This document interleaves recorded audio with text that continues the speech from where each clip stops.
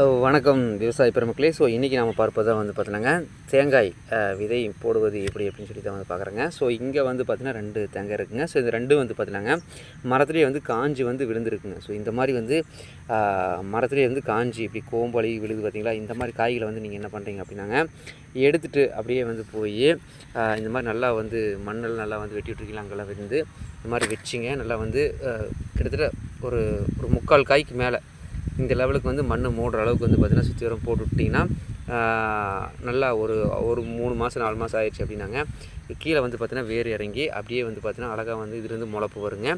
So ஒரு லெவலுக்கு இந்த லெவலுக்கு ஒரு 3 4 அடி 5 அடி பக்கமாக வந்து வளர்ந்ததுக்கப்புறம் வந்து பார்த்திங்கன்னா எடுத்துகிட்டு போய் நாம் வந்து 2க்கு 2 அடி ஆழம் 2 அடி அகலம் அந்த பேஸில் வந்து பார்த்திங்கன்னா பறித்து நீங்கள் வச்சுட்டிங்க அப்படின்னா காலத்துக்கு வந்து பலன் கொடுக்கு. ஸோ தென்னை வந்து இன்றைக்கி ரொம்பவே வந்து வேகமாக வந்து வளர்ந்துட்டு போகிற ஒரு அழகான விவசாயம் பண்ணுங்கள்.